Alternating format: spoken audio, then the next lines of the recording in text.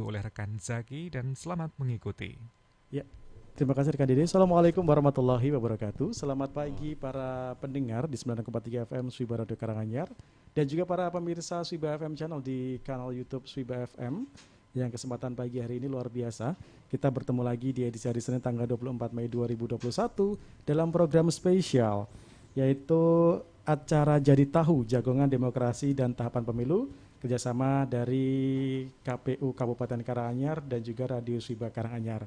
Pendengar, seperti biasanya dari KPU Kabupaten Karanganyar menyapa para pemirsa dan juga para pendengar setiap bulannya untuk memberikan informasi dan juga memberikan edukasi tentang informasi-informasi dari KPU Kabupaten Karanganyar tentunya. Seperti yang pagi hari ini juga sudah hadir di tengah-tengah kita narasumber-narasumber yang luar biasa dari KPU Kabupaten Karanganyar dan juga dari Bawaslu Kabupaten Karanganyar. Pendengar, kali ini memang edisi Jadi Tahu bulan Mei ini dalam rangka peringati Hari Kebangkitan Nasional. Hari ini tanggal 20 Mei dengan tema Semangat Demokrasi Anak Negeri, dan bulan Mei ini identik dengan bulan pergerakan. Tepatnya tanggal 20 Mei 1998 merupakan berdirinya Budi Utomo, lalu tanggal 21 Mei 98 merupakan Hari Reformasi. Nah, pendengar, tema jagongan kita kali ini adalah Semangat Demokrasi Anak Negeri, yang tadi sudah sampaikan dua narasumber luar biasa kali ini sudah hadir di kesempatan pagi hari ini. Yang pertama dari KPU Kabupaten Karanganyar ada Bapak Muhammad Masum SSMM. Selamat pagi Pak Muhammad Masum. Selamat pagi Mas Yaki. Ya, beliau adalah divisi dari Selamat pagi pendengar ya, betul. Swiba dimanapun berada dan pemirsa Swiba TV ya. Betul, Swiba FM channel. Swiba FM channel di YouTube dimanapun berada.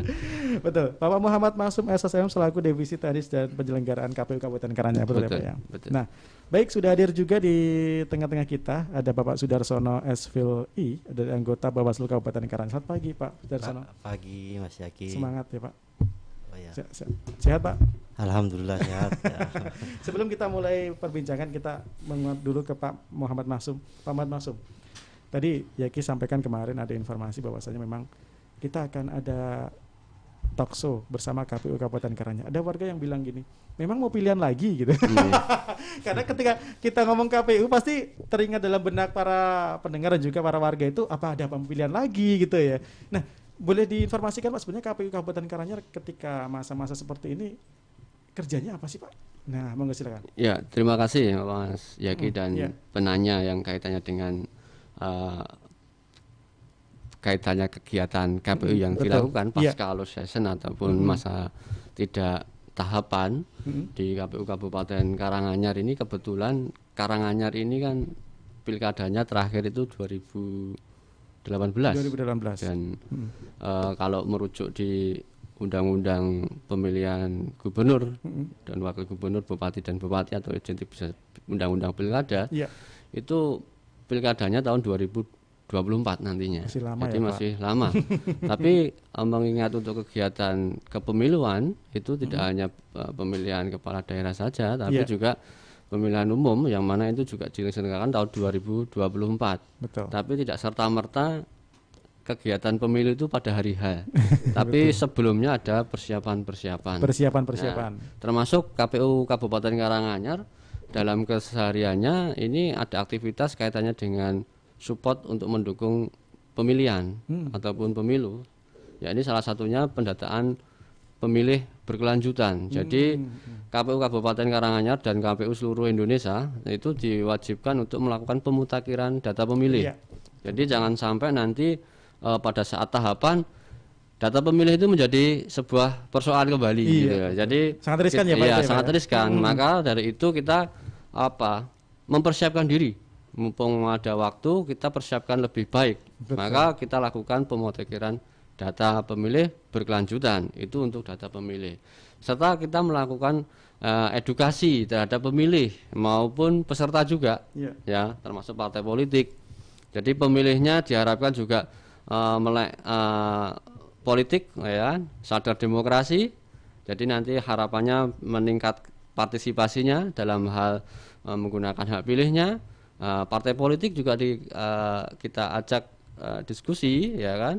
Salah satunya nantinya harapannya ke depan juga bisa taat terhadap aturan-aturan yang berlaku. Maka kita melakukan namanya sosialisasi, katanya misalkan regulasi, katanya dengan itu juga dilibatkan partai politik itu dalam hal pendataan pemilih juga. Jadi kita itu pendataan pemilih yang partisipatif, harapannya ada masukan dan sebagainya. Ini penting untuk disampaikan kepada masyarakat, karena harapannya dengan adanya pendataan pemilih yang berkelanjutan ini, partisipasi masyarakat untuk terlibat aktif untuk mengecek ya, apakah ini sudah terdaftar atau belum, kita juga fasilitasi. Ya, jadi kalau dulu kan pasif didatangi, dicoklit gitu ya. Di pendataan pemilih berkelanjutan ini masyarakat bisa ngecek. Dan kebetulan se-Jawa Tengah ini Karanganyar yang satu-satunya memiliki aplikasi. Jadi dari rumah, dari HP bisa melihat apakah sudah terdaftar atau belum dengan sidatan, sidatan ya. Kalau filosofi Jawanya kan itu nyidat jalan, tapi terjemahnya informasi data pemilih berkelanjutan. Masukkan NIK di situ sudah terdaftar atau belum. Misalkan belum terdaftar, silahkan masukkan data, nanti akan didata sebagai pendaftar pemilih untuk pemilihan maupun pemilu ke depan. Baru begitu. Kabupaten Karanganyar ya Pak? Iya, untuk ini termasuk prestasi juga ya? Iya, salah satu prestasi, betul. Luar biasa. Ya. Jadi sekarang tinggal dari rumah aja bisa ngecek ya Pak? Bisa ngecek. Nggak usah datang ke KPU ya? Iya, ini sudah kita harus bisa beradaptasi, apalagi betul, ini masa pandemi ya. Gitu. Nah, Sobat Siba, jadi silakan daripada gabut di rumah ya, nggak ngapain-ngapain gitu, ngecek aja data pemilu dari rumah, langsung download aplikasi Sidatan ya Pak? Iya, langsung aja di screenshot ada di websitenya KPU Karanganyar, di situ ada menu Sidatan, bisa masuk di situ. Iya, langsung ngecek di situ ya. Nanti termasuk terdaftar apa tidak. Betul. Gitu.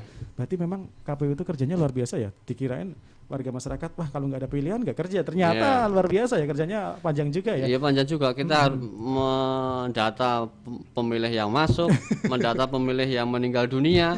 Ya kan setiap hari itu kita gunakan. Karena nanti kalau pada hari H kita mendata, kita sudah urusan dengan logistik, urusan dengan kampanye, urusan dan sebagainya. Maka kita bahasa kerennya mencicil ya, berkelanjutan harapnya nanti bisa valid gitu ya. Oke, luar biasa. Jadi seperti acara pada kesempatan pagi hari ini, sahabat Siba, ini termasuk salah satu sosialisasi dari KPU Kabupaten Karanganyar, program dari KPU Karanganyar tentunya. Baik, terima kasih Pak Muhammad Masum, informasinya luar biasa nih. Jadi warga masyarakat Karanganyar dan juga para pemirsa juga tahu juga nih kerja dari KPU Kabupaten Karanganyar seperti apa. Baik, kita berpindah ke Pak Sudarsono. Pak Sudarsono, sama seperti yang disampaikan tadi Pak Maksum tentang apa sih kerja dari KPU dan bagaimana sih kalau Bawaslu, bagaimana sih Pak kerja untuk kalau masa jeda seperti ini Pak? Apakah mengawasi apa sih Pak? Apakah ada yang diawasi begitu ya? Monggo silakan. Ya, Mas Yaki, saya kira sama dengan KPU dan pertanyaan ini juga sering muncul kepada kita. Lah Bawaslu apa kerjaannya kan gitu.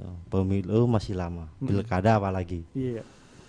Menurut saya bicara pemilu kan tidak hanya nyoblos selesai. Betul. Ya, tapi yang paling penting itu adalah kesadaran politik masyarakat untuk berpartisipasi secara aktif. Berpartisipasi tentu juga berbicara di Bawaslu ikut melakukan pengawasan gitu. Pengawasan setiap tahapan. Apa saja sekiranya hal-hal yang tidak sesuai dengan undang-undang itu bisa dilakukan pengawasan oleh masyarakat itu sendiri. Maka kemudian setahun ini kami fokus pada sosialisasi pengawasan partisipatif.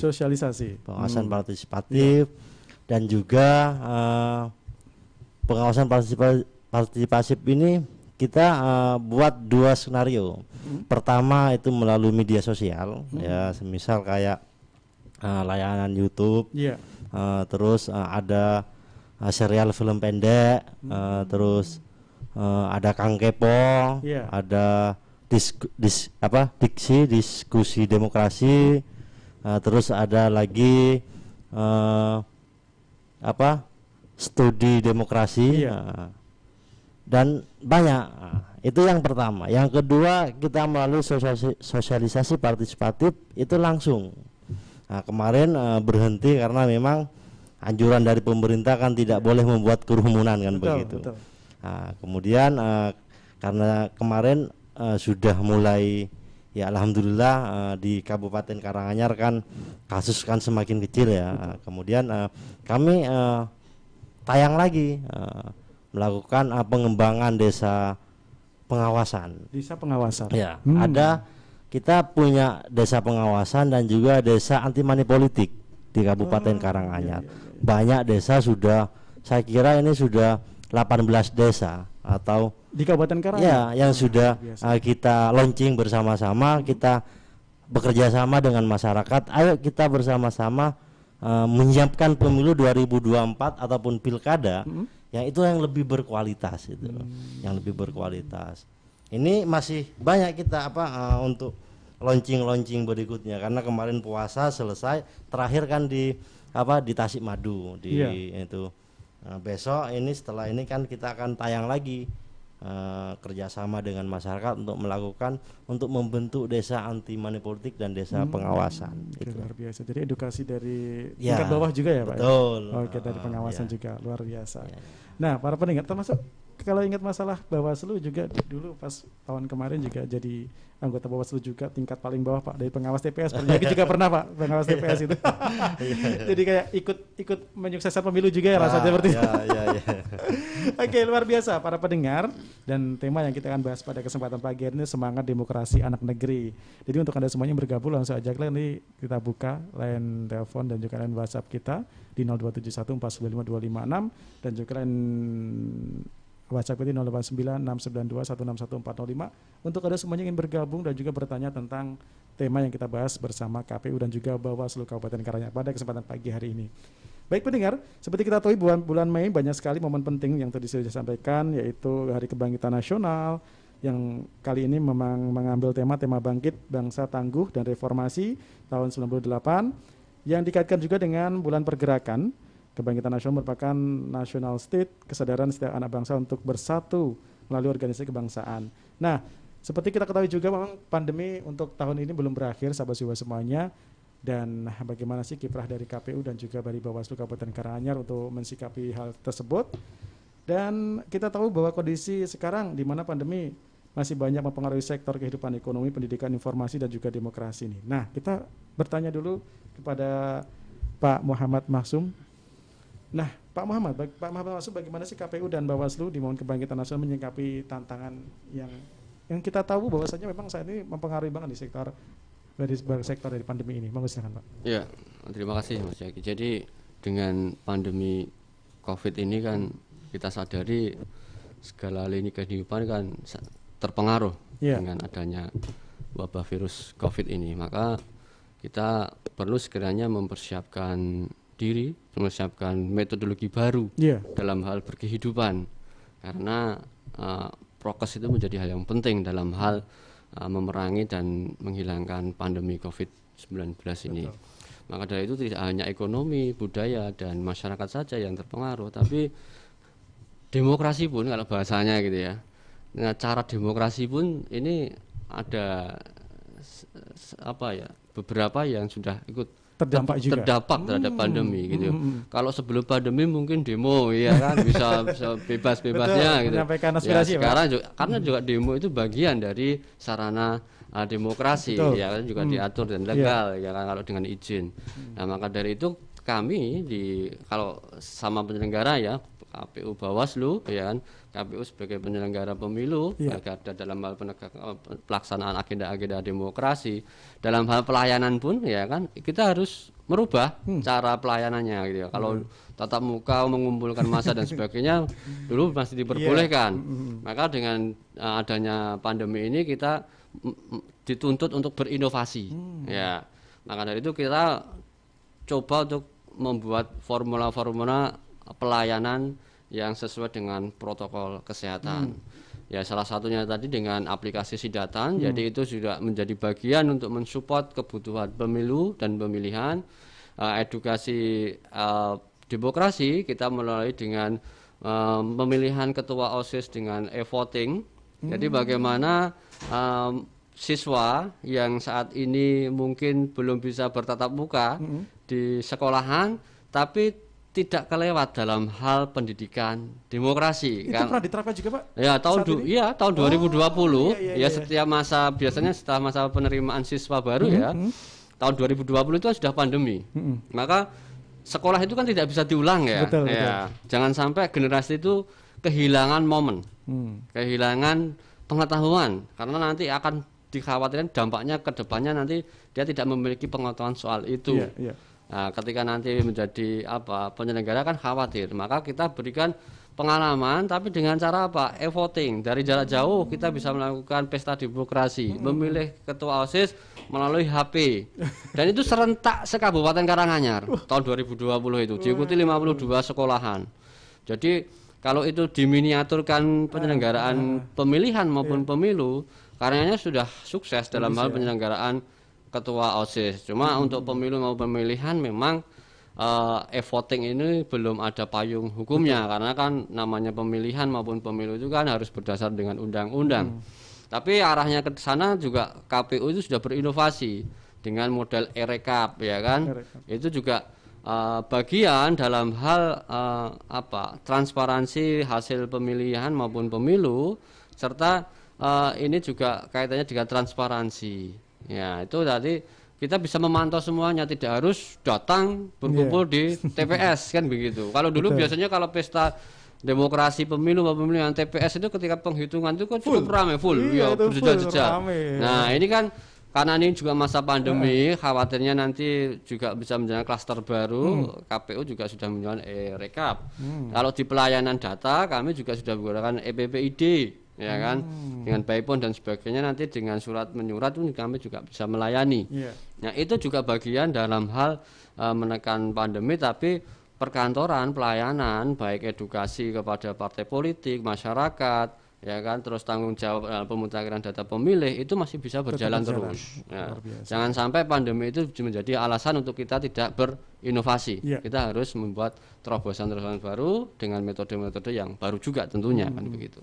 Oke, luar biasa. Jadi memang ini adalah salah satu. Jadi KPU garis besarnya sudah siap menghadapi pandemi seperti ini ya. Siap. Baik pelayanan maupun sosialisasi juga, termasuk ke anak-anak sekolah ini luar biasa juga. Iya, betul. Nah, sejauh ini saya sangat tertarik tentang edukasi ke anak sekolah tadi, terkait tentang pemilihan OSIS dari Kabupaten Karanganyar sudah berlangsung tahun 2020 ya. 2020 dan 2021 itu nanti kita akan menggelar ulang ya. Karena itu adalah hak pendidikan, itu adalah hak bagi siswa. Jangan sampai ini generasi 2001 kok nggak dapat pendidikan itu, nanti nggak enak. Kita harus adil dan setara, kan begitu. Ya.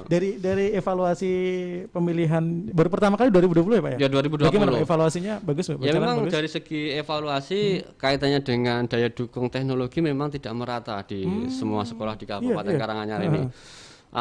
Bahkan kita tanpa berpikir ya, ternyata juga ada sebagian siswa itu belum memiliki HP sendiri. Ya kan, masih ada mungkin HP-nya bapaknya dan karena ini adalah persoalan ekonomi juga, tapi kita juga hargai. Terus kaitannya dengan aplikasi, karena aplikasi itu kan terkadang membuat itu kan berbiaya mahal.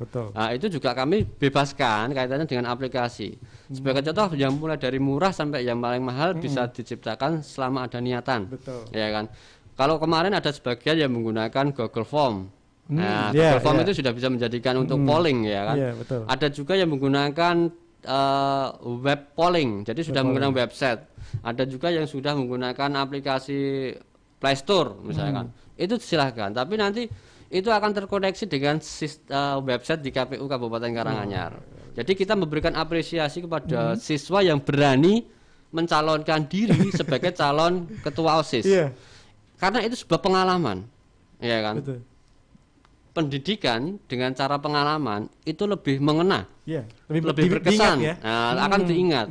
Nah, harapannya itu nanti ketika 2024, ketika KPU Kabupaten Karanganyar dan KPU seluruh Indonesia membuka rekrutmen, contoh seperti Mas Yaki bertugas di TPS, ya kan, minimal 17 tahun dan telah lulus SMA, ini sudah siap, punya pengalaman. Kita tidak perlu banyak membintek, dia sudah punya pengalaman dalam hal penyelenggaraan pemilihan. Nah, itu lebih berbobot bahasanya kan gitu. Jadi ketika nanti di-matchkan dengan aturan-aturan KPU, bintek dengan KPU itu lebih mudah daripada orang yang tidak pengalaman. Ya, sebenarnya ini mempersiapkan SDM penyelenggara. Nah, nanti harapannya juga yang calon-calon ketua OSIS itu juga siap sebagai nanti mungkin jadi caleg. Ya kan, punya pengalaman juga. Punya pengalaman. Jadi caleg itu juga nanti harapannya juga berpendidikan, berpengalaman, ya kan. Otomatis dalam hal praktek demokrasi itu tidak mencederai aturan-aturan politik yang saat ini sudah kita jalankan, termasuk memerangi money politik gitu kan. Jadi kita harus fair mempersiapkan diri, tidak menyalahkan keadaan. Maka kita harus bisa mengkondisikan ke depannya dari mulai sekarang. Berarti kaderisasi sudah dini ya? Ya, bahasa kaderisasi itu sebenarnya trennya seperti itu, tapi kami tidak menyebut tidak kaderisasi karena kan biasanya kaderisasi identik partai ataupun organisasi. Betul, luar biasa. Kalau tingkat partisipasi dari anak-anak kemarin gimana Pak evaluasinya? Kalau partisipasi cukup tinggi. Cukup tinggi ya? Cukup tinggi. Jadi bahkan kita itu punya MOU dengan sekolahan itu kurang lebih 48-an sekolahan itu MOU, jadi resmi gitu ya. Jadi bagian sekolah punya kredit poin sebagai prestasi ya kan, KPU juga bisa memberikan support pendidikan sekaligus calon-calon nanti penyelenggara ya kan. Kalau partisipasinya kemarin itu calon itu rata-rata setiap kelas itu setiap sekolahan itu 3 sampai 4. Dan partisipasinya kalau dilihat nyaris 98%. Itu sangat tinggi banget ya, 98%. Karena taat terhadap Pak guru bu gurunya. Ketika sudah diberikan dia wajib menyalurkan aspirasinya. Dan mungkin ini pengalaman baru juga ya Pak? Pengalaman jadi baru. Mereka sangat tertarik gitu. Iya. Karena generasi ke depan itu kan generasi yang melek teknologi, ya kan. Betul. Mungkin saja nanti nggak tahu karena pewaris demokrasi itu ya anak didik siswa yang saat ini mungkin masih SMA kan gitu. Betul. Memang itu termasuk saya pemilih baru juga harus dirangkul juga ya Pak ya tentunya. Oke, luar biasa, terima kasih Pak Muhammad Maksum, luar biasa. Kira-kira perbedaan Pak Sudarsono bagaimana Pak terkait tentang pandemi seperti ini dan juga langkah-langkah dari Bawaslu Kabupaten Karanganyar? Bang, silakan. Iya, saya kira tadi sempat saya singgung, memang di era seperti ini kita harus punya strategi baru gitu ya, strategi baru. Walaupun memang strategi lama tetap kita gunakan, tapi lebih pada strategi baru. Maka sejak pandemik hadir di Indonesia itu kan ya kurang lebih 1 tahun lah ya, 1 tahun udah hampir mau 1 tahun lebih kan gitu. Kita memang menggenjot di soal sosialisasi di media sosial gitu. Sasaran media sosial Pak, tetap ya. Kita menggenjot itu sambil lalu kita membuat MOU dengan desa, karena kan memang ya KPU sudah mengambil di pemilih pemula masuk ke sekolah-sekolah, ya kita ngambil di desanya kan begitu. Oh iya, betul. Sasaran lain ya Pak ya. Tapi tujuannya sama gitu. Bukan saling saing tidak, tapi tujuannya sama, karena kalau semua masuk di kampus satu sasaran di sekolah kan itu kan tidak merata. Maka kemudian ya sesuai juga dengan tagline Bawaslu ya, bersama rakyat, maka kemudian kita maksimalkan membangun kerjasama MOU dengan masyarakat atau desa. Dan memang ya harus kita akui antusias dari dari desa, dari perangkat desa dan sebagainya itu sangat luar biasa itu. Bahkan mereka mengatakan kenapa kok tidak dari dulu kerjasama ini dibangun karena kita kan sebelum launching juga ada sosialisasi juga melibatkan semua komponen masyarakat gitu. Tidak hanya perangkat tapi juga Karang Taruna, tokoh masyarakat, tokoh agama, semua kita libatkan. Di endingnya kita launching bersama, itulah launching desa pengawasan dan desa anti money politik gitu. Nah, berbicara tadi soal di era pandemi, sosialisasi yang kita kita maksimalkan tentu di media sosial, karena memang ya tidak bisa kita turun seperti sebelum pandemi kan tidak bisa ya karena kita harus mematuhi anjuran pemerintah kan, maka kita memaksimalkan media sosial. Banyak sudah yang kita lakukan, misal diksi itu diskusi demokrasi, tokoh-tokoh kita undang, ada tokoh perempuan, ada tokoh organisasi, itu semua kita undang untuk berbicara demokrasi ke depan di khususnya di Kabupaten Karanganyar. Karena memang ya oke lah pemilu masih lama, tapi kan persiapan ini khususnya menggugah masyarakat itu kan tidak hanya selesai 1 hari ataupun 2 hari, tapi ada proses panjang yang itu memang ya mau tidak mau semua komponen harus terlibat. Ya, itu. Yang disampaikan dari Pak Sudarsono tadi ketika turun ke bawah, ke desa ya terutama ya Pak ya. Antusiasnya luar biasa ya Pak ya. Untuk menyambut seperti sampai tadi bilang kenapa nggak dari dulu gitu ya.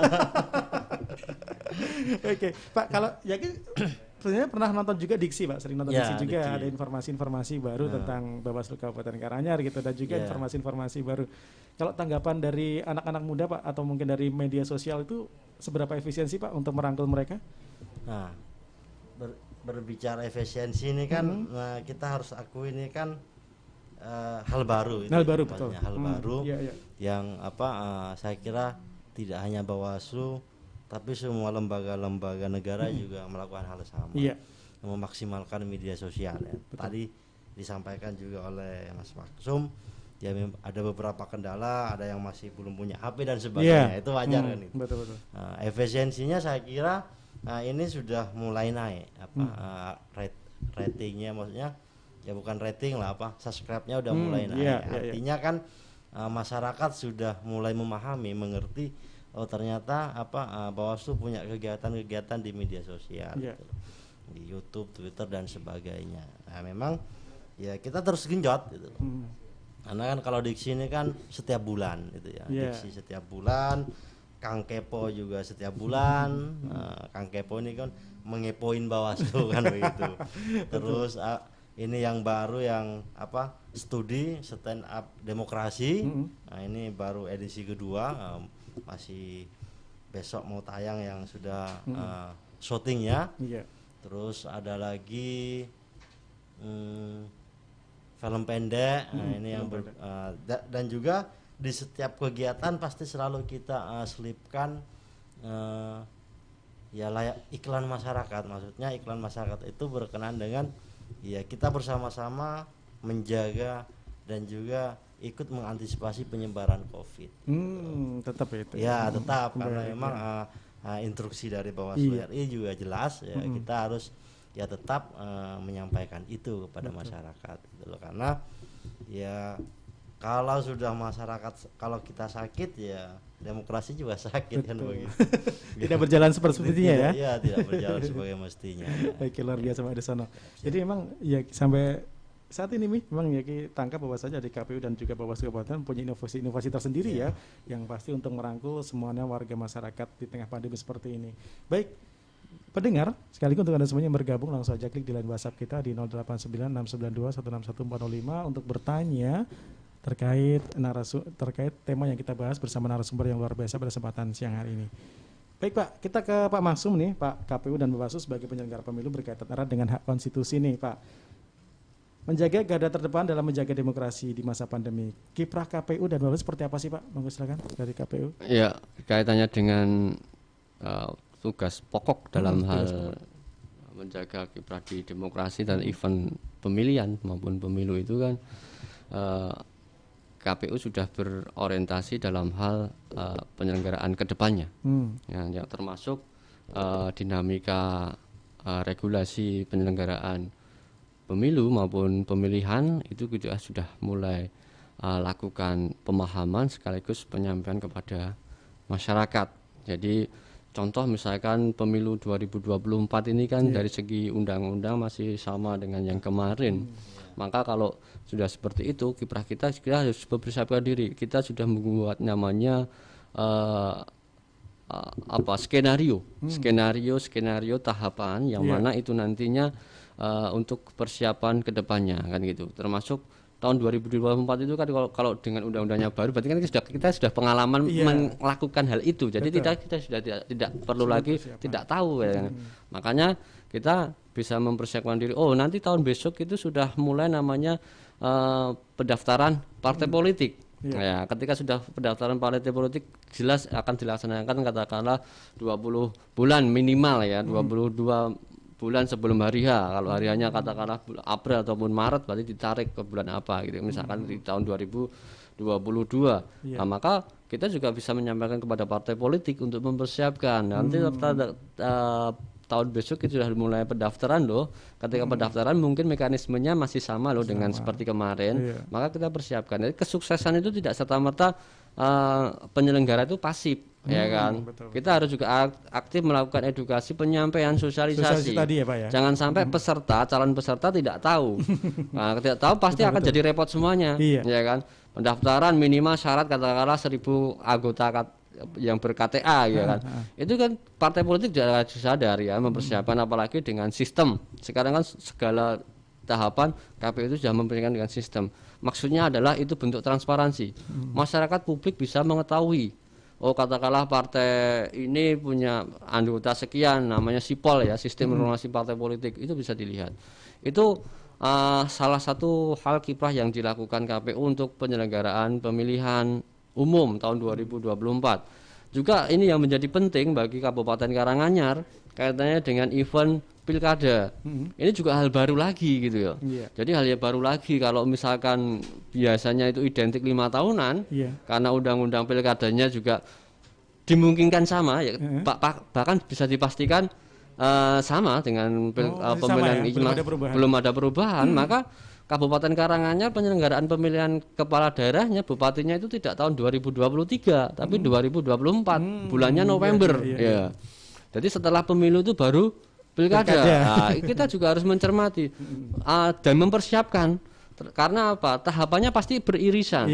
Dalam satu waktu ada 2 event pemilihan dan pemilu. Betul. Apalagi pemilu itu milih presiden dan milih DPR, DPRD, DPR provinsi dan DPD. Itu sesuatu hal yang mungkin perlu menjadi tantangan bagi kita dan masyarakat juga harus kita siapkan. Nah, itu kita dengan sosialisasi, dengan mempersiapkan diri, termasuk seperti yang tadi, data pemilih kita sudah siapkan nih, ya kan, sudah ready, jalan terus, silakan untuk dikoreksi.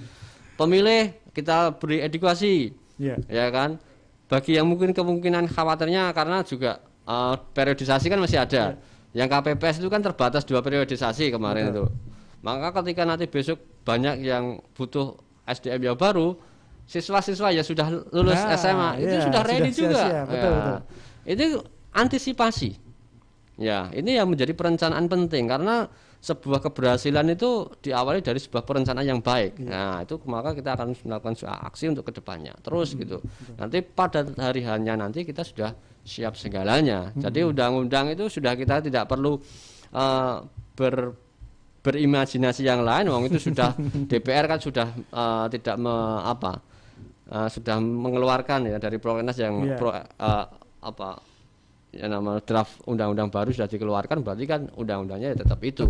Nah, itu hari ini kita mulai sudah melakukan sosialisasi, katakanlah penyadaran terhadap masyarakat, karena apalagi ini bulan Mei ya kan. Mei itu kan identik dengan bulan-bulan demokrasi ya. Karena kita masih ingat 98 itu juga di bulan Mei. Ini kan giroh demokrasi kita kembalikan, gelorakan ya kan di bulan Mei ini, nanti agar masyarakat nanti akan sadar akan demokrasi. Terkait undang-undang yang tadi panjenengan sampaikan, berarti tidak akan berubah sama sekali ya Pak ya? Iya, karena di undang-undang pemilu itu, undang pilkada ya, 102 ya, di pasal 102 ayat 8 itu kan sudah pemilihan kepala daerah ya kan, pemilihan gubernur, bupati, wali kota Indonesia itu jatuhnya di bulan November. Nah, itu jelas 2 November 2024. Dan Mendagri sudah memastikan tidak keluar dari undang-undang itu. Undang-undang itu karena sudah menjadi legal formalnya dalam hal penyelenggaraan pemilihan kepala daerah. Jadi nanti mekanismenya sama seperti yang kemarin, cuman ada perubahan tentang masa pandemi Pak mungkin. Ya, KPU juga sudah siap semuanya. Kan sudah mempersiapkan diri, termasuk perencanaan anggaran. Perencanaan anggaran kami sudah menyampaikan kepada pemerintahan Kabupaten Karanganyar, karena juga undang-undang pilkada itu penyelenggaraan pemilihan kepala daerah itu kan dibiayai oleh APBD dan bisa dibantu dengan APBN. Nah, maka juga kaitannya dengan pandemi ini, konsekuensinya adalah membengkaknya anggaran. Betul itu ya. Yang awalnya itu ya namanya masker ya kan, namanya prokes itu tidak menjadi hal dalam hal perlengkapan ya kan, atau sesuatu piranti dalam hal penyelenggaraan pemilihan. Itu kan jadi sebuah kewajiban. Konsekuensinya kan harus bengkak juga ya. Beli masker nih, beli apa nih ya, yang sanitizer nih, beli apa lagi lah, itu membengkak. Jadi pemerintah kabupaten juga sudah siap sejak dini, karena ini soal anggaran. Anggaran itu tidak bisa serta-merta sadet saknyek bahasanya kan gitu Mas. Maka harus mempersiapkan diri. Harapannya nanti ada waktu 2-3 tahun ini nanti Karanganyar sudah, pemerintah Kabupaten Karanganyar sudah mempersiapkan diri. Jangan sampai nanti tidak bisa membiayai penyelenggaraan pemilihan kepala daerah, karena itu sebuah kewajiban dalam undang-undang sudah diatur adalah tetap kita menyelenggarakan pemilihan kepala daerah. Oke, sahabat Swipa. Jadi seperti itu ya. KPU sudah ready nih, sudah siap untuk menyelenggarakan pemilu nih sahabat Swipa. Dari perubahan walaupun dari sebelum masa pandemi seperti yang dahulu dan sekarang masa pandemi, insya Allah sudah siap nih KPU, luar biasa. Baik, kita berbeda ke Bawaslu nih, Pak Sudarsono. Bagaimana sih Pak di masa pandemi kiprah Bawaslu nih Pak? Monggo silakan. Oh iya, kiprah Bawaslu ya.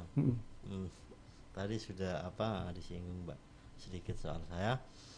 Memang kiprah kita itu ya tetap, karena kan kalau Bawaslu ini kan lebih pada pengawasannya. Pengawasan itu kan harus kita lakukan secara bersama-sama. Memang secara undang-undang pengawasan itu dilakukan oleh Bawaslu sebagai salah satu dari lembaga penyelenggara pemilu. Namun secara secara demokrasi yang sangat substansial memang tidak bisa hanya dilakukan oleh Bawaslu, tapi juga harus dilakukan bersama-sama dengan masyarakat atau rakyat. Di era pandemi ini atau kalau disambungkan dengan semangat kebangkitan pada bulan Mei ini, ya kita harus bangkit untuk menyiapkan pemilu yang sangat berkualitas di masa depan, pilkada ataupun pemilu. Dan ini saya kira bukan pekerjaan gampang, butuh partisipasi semua elemen masyarakat, elemen bangsa ya, karena apalagi kita masih tidak tahu besok itu di 2024 pandemi ini sudah selesai atau belum, kita tidak paham gitu. Nah, maka kemudian ya kita harus mempersiapkan semuanya gitu. Termasuk juga tadi di KPU ya semua sudah masuk dalam anggaran, termasuk pengadaan masker dan sebagainya. Kita juga akan sama saya kira, karena pengawasan ini kan juga terlibat langsung di tengah masyarakat gitu ya. Maka kita juga harus antisipasi ya soal pengadaan masker dan sebagainya. Jadi walaupun seperti itu Bawaslu juga sudah siap menghadapi semua kemungkinan ya di masa pandemi seperti ini ya. Iya, harus siap. Gitu. Harus siap. Oke, luar biasa. Terima kasih Pak Sudarsono. Baik, kita berpindah nih tentang tantangan apa saja sih yang dihadapi oleh KPU dan juga Bawaslu untuk mendorong partisipasi warga masyarakat nih, terutama bagi para pemilih pemula Pak. Monggo silakan Pak Masuk. Iya, tantangan kita karena kan pandemi ini kan harus dituntut kita cara yang baru ya, cara strategi baru, ya, inovasi. Maka terutama pemilih pemula pemilih pemula ini kan perlu sekiranya kesadaran kesadaran dalam berdemokrasi ya. Tantangannya adalah kita menciptakan cara baru, katakanlah contoh tadi misalkan dengan pemilihan ketua OSIS serentak itu tantangan. Tantangan yang harus kita jawab jangan sampai nanti pemilih pemula itu tidak memahami, bingung ya Pak, bingung atau bahkan tidak pengalaman. Betul. Karena konsekuensinya kan nanti ketika menjadi penyelenggara misalkan kata delalai bahasanya gitu ya. Di situ adanya cuma itu terus didadakkan panitia. Nah, terus dia nggak paham. Konsekuensi didapatkan cukup tidak mengenakan gitu kan. Betul. Bisa jadi malah jadi gugatan dan sebagainya kan, persoalannya kan seperti itu. Jadi panjang ya Pak. Jadi panjang, apalagi ini sudah cukup transparan dan sebagainya. Maka dari itu ini perlu kita gelorakan terhadap sekolahan ya kan, untuk selalu menyampaikan kesadaran demokrasi dan pengalaman demokrasi itu penting. Maka kita juga kemas dengan namanya darah muda itu kan biasanya tertantang ketika ada sebuah kompetisi. Ya kan begitu. Betul. Nah, maka kita juga harus kita lombakan. Jadi ketika sekolahan menyelenggarakan pemilihan ketua OSIS itu juga kita buka perlombaan penyelenggara terbaik. Wah, seperti itu ya Pak ya. Kita buat namanya inovasi. Sekarang itu pemilih pemula itu suka yang namanya visual. Nah, misalkan fotografi maupun video, vlog dan sebagainya. Kita juga buka. Nah, perlombaan kemarin cukup antusias. Jadi anak-anak Karanganyar itu ternyata kreatif dalam hal membuat ya benar-benar vlog maupun fotografi penyelenggaraan pemilihan dengan e-voting itu. Termasuk namanya kampanye dengan cara yang baru adalah kampanye berdebat melalui media sosial. Berdebat dengan media sosial. Ini kan belum pernah diselenggarakan di dunia per KPU-man per Bawaslu secara nyata sebelum pandemi ini kan. Betul. Jadi debat itu melalui jalur misalkan Zoom misalkan ya kan. Terus materi-materi di-share di media sosial. Jadi membuat profil, membuat program dan sebagainya, dibuat semacam profil calon ya. Itu disebarkan ke grup-grup masing-masing kelas gitu. Untuk ada tahapan kampanye juga ya Pak? Ada juga. Makanya namanya pengalaman itu memang menjadi sebuah kita jadikan guru terbaik. Jadi betul. Segala tahapan penyelenggaraan pemilihan ketua OSIS itu kita susun mirip seperti penyelenggaraan umumnya. Ada namanya pencalonan, pembentukan panitia, penghitungan sampai penetapan katakanlah gitu. Rekapitulasi pun juga melalui terkoneksi. Jadi pada saat itu web KPU Kabupaten Karanganyar kita relakan ya. Kami wakafkan dulu sebentar ya kan untuk kepentingan suksesi pemilihan ketua OSIS. Di situ terpampang hasil perolehan ketua OSIS secara serentak itu. Pada hari itu juga sudah diupload. Berarti seperti pemilu ya kemarin. Iya betul bisa ya. Ngecek juga bisa ngecek gitu. Jadi keren. Biasanya tahun bulan Juni ya, Juli itu rating pengunjung website KPU itu cukup naik tinggi ya. Ini juga salah satu bagian agar masyarakat itu familiar dengan sarana informasi yang berbasis teknologi, website, media sosial itu penting. Karena kalau tidak kita sambung-sambungkan dengan kebutuhan mereka, kita susah untuk menghadirkan orang itu kalau yang butuh pasti mencari kan begitu. Maka bagaimana sarana prasarana yang kita miliki terutama di KPU ini kan dibutuhkan oleh masyarakat. Termasuk kemarin vaksinasi itu kan juga menggunakan data pemilih sebagai basis untuk vaksinasi. Itu harapan yang itu sesuatu hal yang membanggakan bagi kami bahwa hasil kerja kami ternyata bisa diapresiasi dan digunakan oleh pihak lain. Itu kami merasa bangga soal itu. Ya, ini edukasi yang luar biasa nih Pak. Apalagi anak-anak muda jarang sih buka website KPU, kapan lagi? Nah, paling kan udah ada pengalaman juga ya Pak? Udah ada pengalaman kemarin itu profil ketua OSIS ya, sekolah di situ ya, 52 sekolahan itu ada ya kan. Profilnya itu kurikulum vitae-nya tertampang juga. Nah, harapannya apa? Ini juga nantinya bagi calon-calon itu punya kesan bahwa masa ketika dia sekolah ya dia itu sudah terpampang di websitenya KPU. Kapan lagi kalau tidak ini? Kesempatan itu tidak bisa terulang 2 kali karena nggak mungkin toh. Maksud nyalon ketua OSIS kok berkali-kali bertahun-tahun, berarti dia nggak lulus kan begitu. Sekali aja ya. Nah, pasti dia sekali. Nah, sekali itu kita apresiasikan, kita dokumentasikan. Harapannya juga nantinya kami bisa men-tracking. Katakanlah siapa yang akan mencalonkan sebagai caleg ataupun calon kepala daerah. Ada kedepannya ada seperti itu. Loh, itu kan kita bisa buka database kita. Kemarin tuh misalkan ada kita sudah punya kurikulum vitae bagi mereka.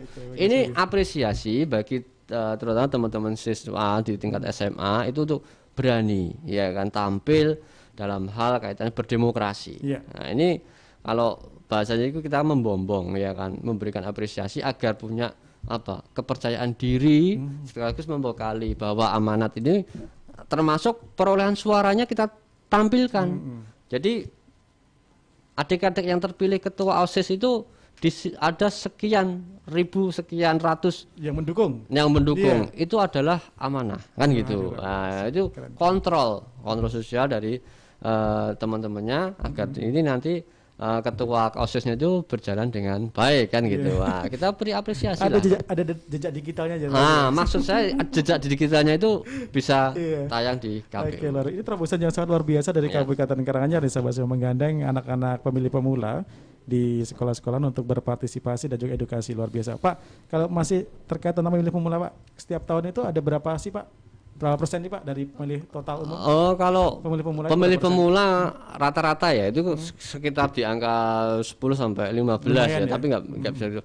Contoh misalkan saat ini yang kelahiran, terutama juga kami himbauan kepada masyarakat Kabupaten Karanganyar ya yang mendengarkan maupun yang melihat Smiba FM di channel YouTube. Ini yang lahir tahun 2004 ya kan, 2004, 2003 ini kan antara kalau sekolah itu kan sudah kelas berapa,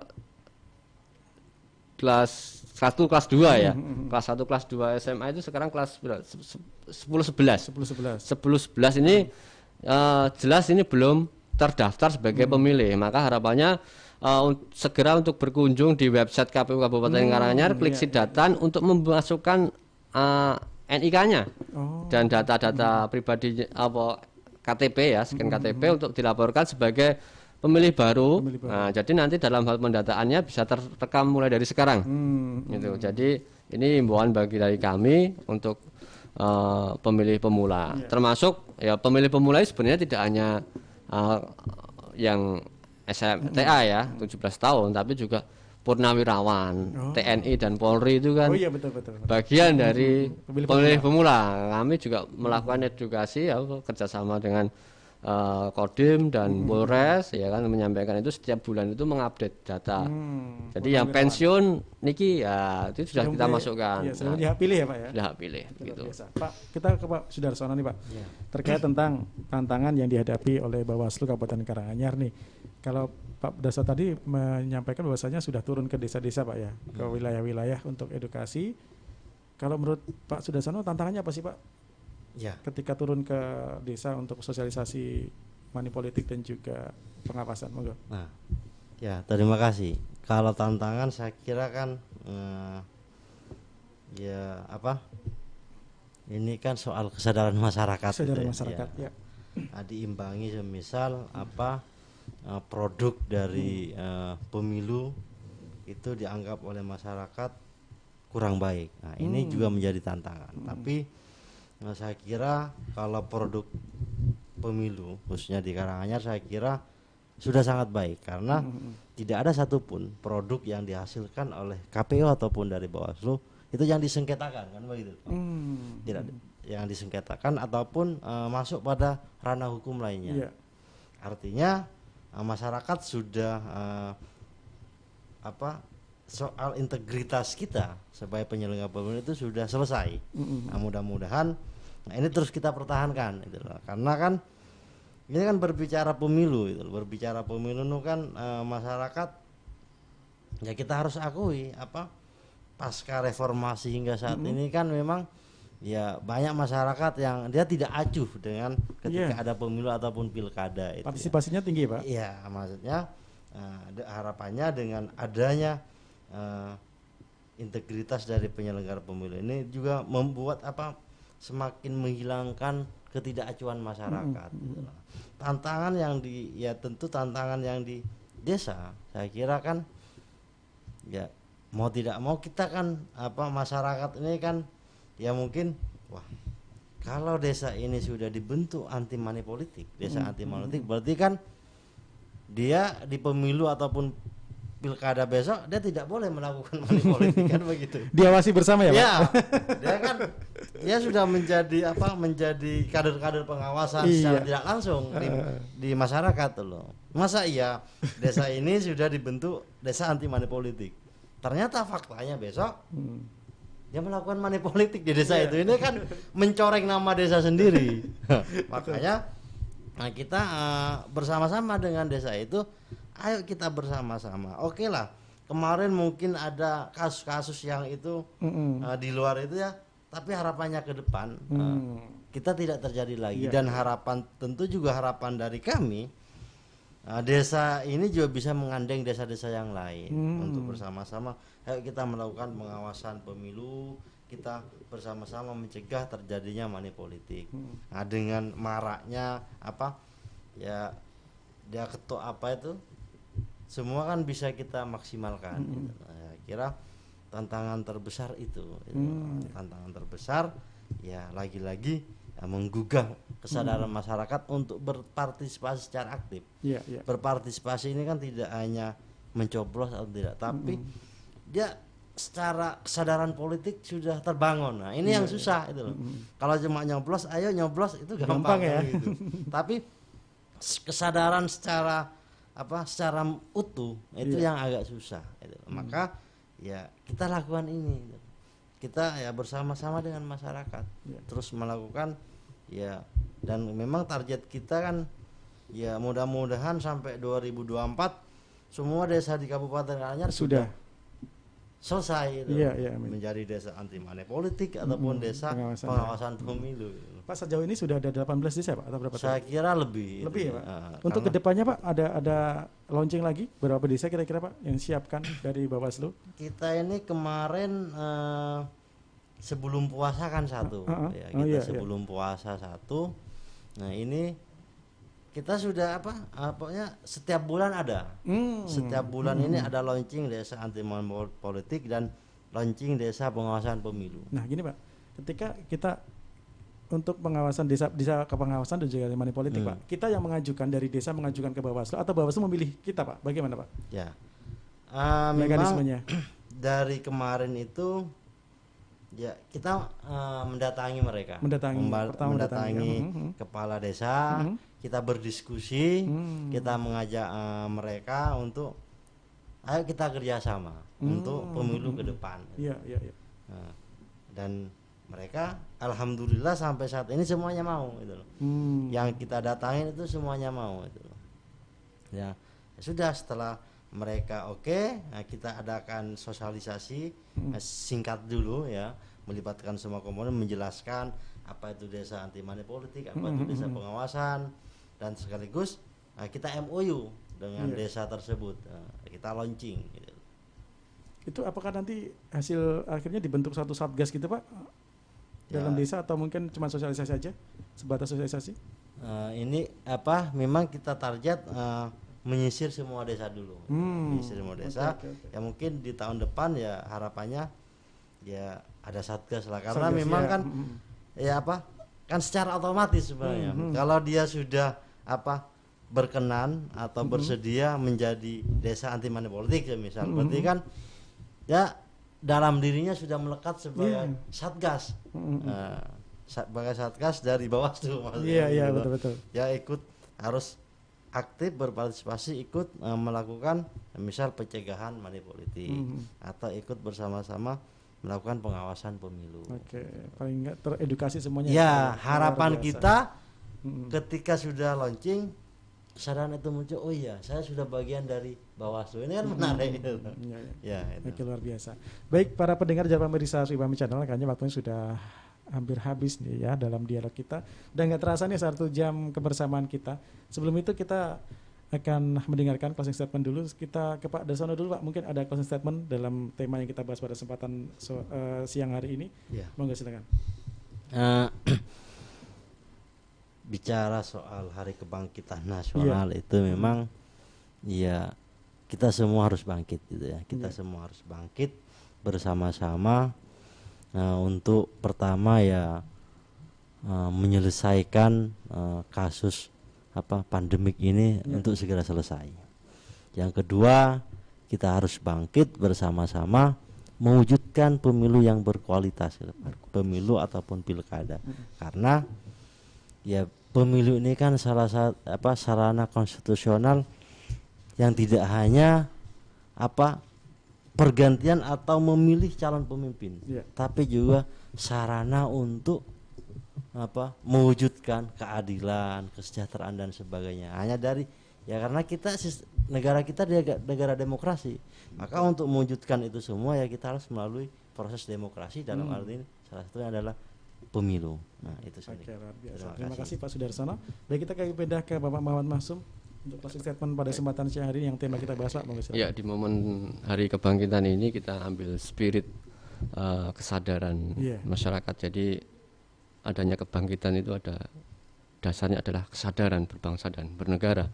Dengan momen Hari Kebangkitan ini di masa pandemi, kita juga harus membangkitkan kembali kesadaran masyarakat dalam hal memerangi pandemi ini agar tertib, ya kan, taat terhadap anjuran pemerintah Indonesia, ya kan, untuk menerapkan protokol kesehatan, serta kesadaran dalam hal hak-hak demokrasi. Jadi ini penting bagi masyarakat pada umumnya.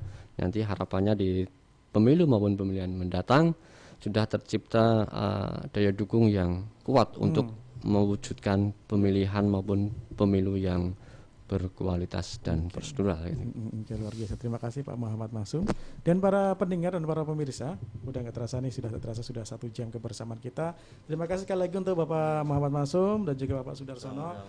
Luar biasa. Semoga apa yang kita bicarakan kali ini bisa mengedukasi warga dan semoga KPU Kabupaten Karanganyar dan Bawaslu semakin sukses ke depannya. Amin. Semoga pemilihan tahun 2024 ya sudah siapkan mulai sekarang, semuanya berjalan lancar seperti biasanya. Oke, baik para pendengar dimanapun Anda berada, pemirsa Swibawan Channel, terima kasih. Kebersamaan kita harus segera berakhir di bincang-bincang jadi tahu jagongan demokrasi dan tahapan pemilu kali ini bersama KPU Kabupaten Karanganyar dan Bawaslu Kabupaten Karanganyar. Akhirnya seluruh kerabat kerja yang bertugas, penasihat Dewan Pengawas LPPR Radio Subaranyar, penanggung jawab Direktur APPL Radio Subaranyar, Bapak Dr. Andes Bakhtiar Syarif, dan pengarah siaran Mami Subarayam Saja Ekonomi, pengarah teknis Catur dan rekan Dede, pembawa acara Yaki, mengucapkan terima kasih kepada perhatian pendengar dan juga pemirsa di mana-mana berada. Saatnya kita akan kembali ke 96,3 FM Radio Subaranyar untuk mengikuti acara Radio Sibar selanjutnya. Baiklah.